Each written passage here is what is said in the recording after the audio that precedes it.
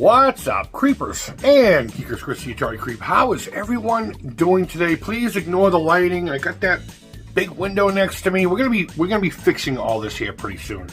I'm actually getting tired of that behind me. There's nothing I can do about that. That's just the way people like to shelve things in this house, except for me. So we are going to be working on that this week, and I hope you're excited about it. It's called my own little studio space. So we'll be working on that. But more importantly, I want to talk about two things I really don't like at all. I really don't. Coming together to actually produce something I think I'm down with. I think I'm 100% behind this project. So Pat Contri, I'm not really a big fan of him. Him and I have gone back and forth. He's even told me to go get bent. It must be a Jersey thing down there with the farmers,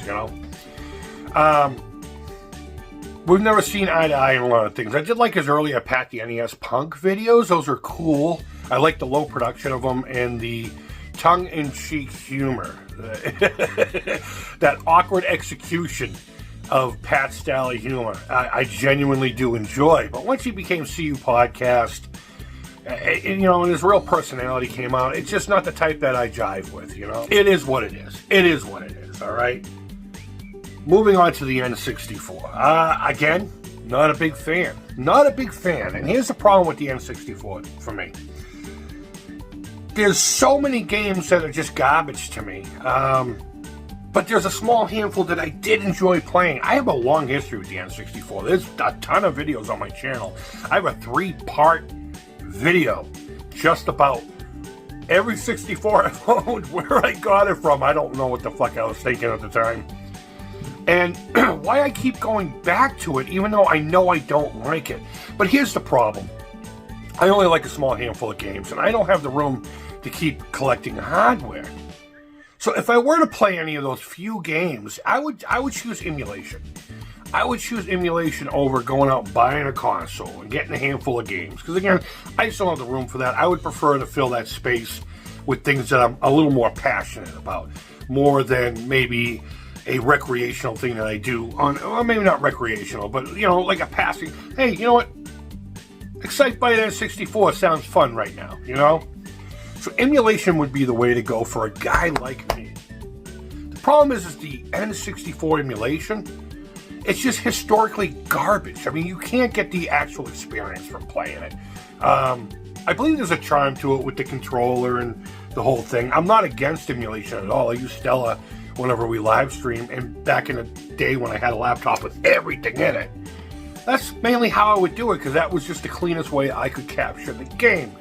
But is it perfect? No. Is it the same experience? No. But in a lot of cases, it's kind of good enough, But emulating the N64 has been problematic for a long time.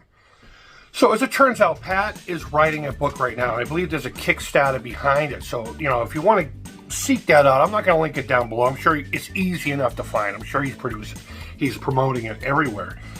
But it's a guidebook to N64 emulation. And if there's a guy who knows anything about Nintendo stuff, it's going to be Pat, He's written a couple other books, which I don't own. I do have a couple of coffee table books. I have The Art of Atari, the main book, and of course the companion poster piece. I have Crystal Lake Memories, a great book. I get this one called Hollywood Gothic. I can't remember. But it's about every noted thing about Dracula, how it's been presented in film, in stage, and any other kind of medium. So coffee table books are fun, but especially something like this that would be useful and helpful to me. I think I can back this one.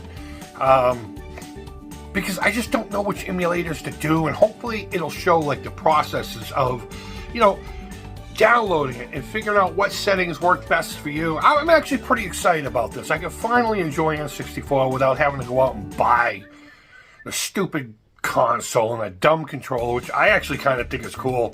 I think it's cool to hold on to it like this. It just makes me feel like I got a bigger dick, to be perfectly honest with you. But I just can't see justifying spending money on a bunch of hardware for maybe 5-10 games tops. So I applaud this. I applaud a guidebook on how to emulate things properly. And I suppose that's all I really wanted to say about the topic. So let me know what you think down in the comments. Go ahead and leave your feedback. Thumbs up, thumbs down. All feedback to the Creep is positive. Guys, thank you always so much for watching. And wherever in the world you are, I hope you're doing well. Until next time, take care. Creep it real. And bye-bye.